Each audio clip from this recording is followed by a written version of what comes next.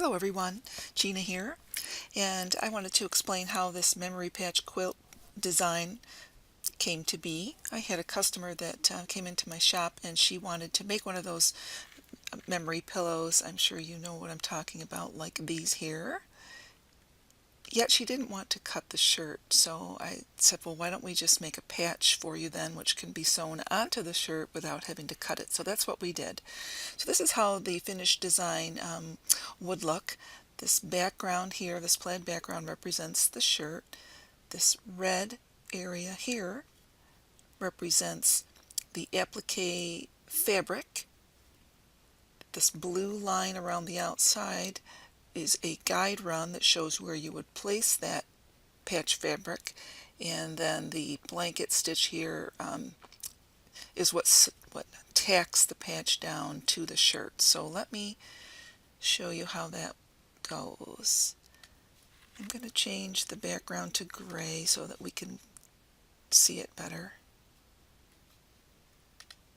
Okay, and I'm going to get rid of this red square that I have put in there just to show where your patch material would be.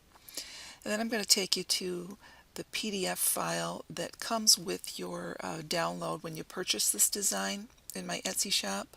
On page 2, you'll see the patch cutting line. What I would recommend you do is take a little spray adhesive and spray it right on the back of this piece of paper after you print it out on your printer, and then smooth it down and adhere it to the back of your, or actually to the front of your fabric that you're going to use to make that patch, and then just cut it out by hand. Once you've done that, you can go ahead and hoop your shirt. Let me zoom out a little bit here.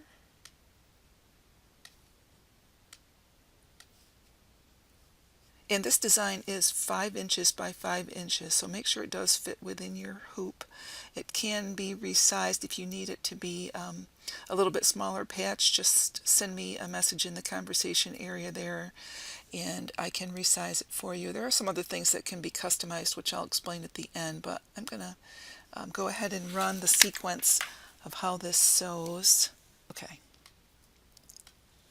So the first element that's going to stitch is the guide run line, which is right there.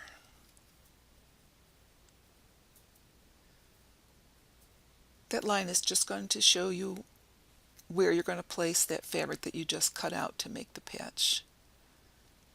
So after that sews, you would stop the machine if it doesn't automatically stop, and you would place your patch material down. I'm not sure if it'll do it in here. Oh, it did. Okay.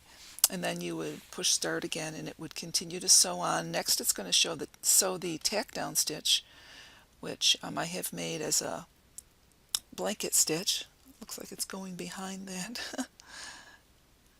That's odd. Let me get rid of that. Okay. Of course this blue line would be covered up with your fabric.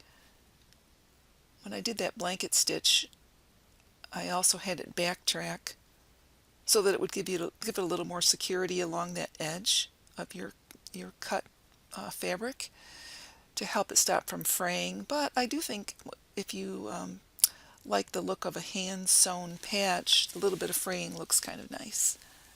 If you need the depth of this blanket stitch brought in more for the particular type of fabric that you're using, if you have something that's kind of loosely woven, I'd be more than happy to adjust that for you. Next it's going to be sewing the poem, which can also be customized. It can be personalized if you'd like to add a name or put your own saying in here. And lastly, the piece of clip art. So this little flower here can be replaced with a heart or whatever little embroidery clip art would be more meaningful to your loved one. And that's it. Thank you so much for watching.